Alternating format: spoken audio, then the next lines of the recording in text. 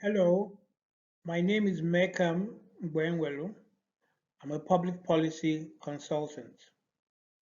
This presentation will look at data for development in a rural community, essentially examining the use of data for development in a rural community.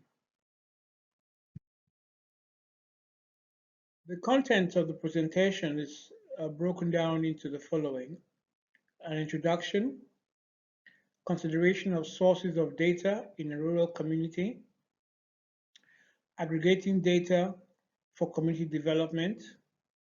Next is enabling community development with spatial and mobile data, followed by sectoral application of community data for development.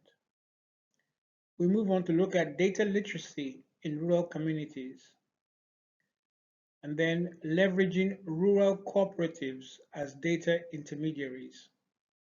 These all are pulled together in a summary emphasizing the importance and relevance of data as a tool for development in a rural community.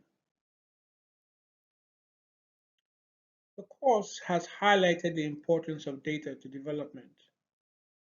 That being said, this presentation considers the development process from a bottom-up approach, with the setting being a rural community in southeast Nigeria.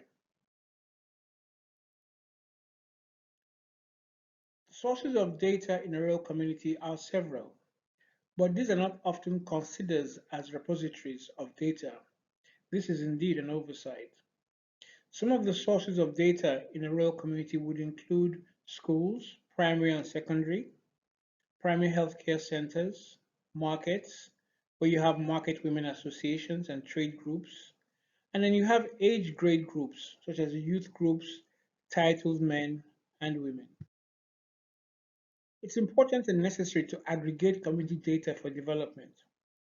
As earlier stated, most of the sources cited earlier often reside in silos, and their data is held in static forms, often hard copy paper files. By aggregating the datasets held by these various sources, useful insights can be gained into the profile of a rural community and information thereafter used for development. Enabling community development with spatial and mobile data. All human data can be spatially referenced, and this is a useful tool for enabling rural development, e.g., for example, farm locations, erosion sites, water sources, etc. With the ubiquitous nature of mobile telephone services, it is now possible to also integrate mobile data traffic into the spatial information and use as a complementary tool for development.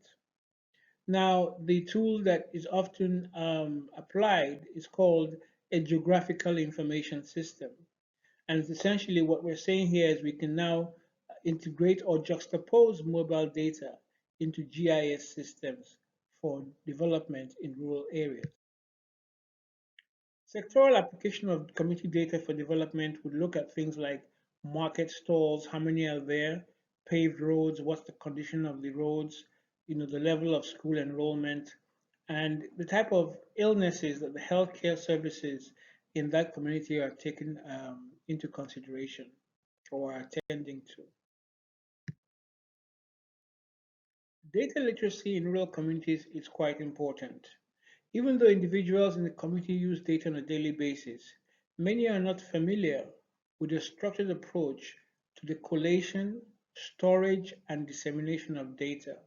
And so there needs to be an emphasis on bringing basic data literacy skills to rural communities. Leveraging rural cooperatives as data intermediaries. Most rural communities have formal and informal cooperatives. The idea here is to use those cooperatives as data intermediaries because in many cases they do actually hold different types of data. So in seeking to build the capacity of rural communities to effectively utilize data, it is therefore necessary to tap into the long tradition of cooperatives and leverage these institutions for development in rural communities. Summarizing, data for development is important in rural communities. The people living in these communities should be onboarded onto the data value chain. In so doing, the process should be contextual and sustainable. Thank you.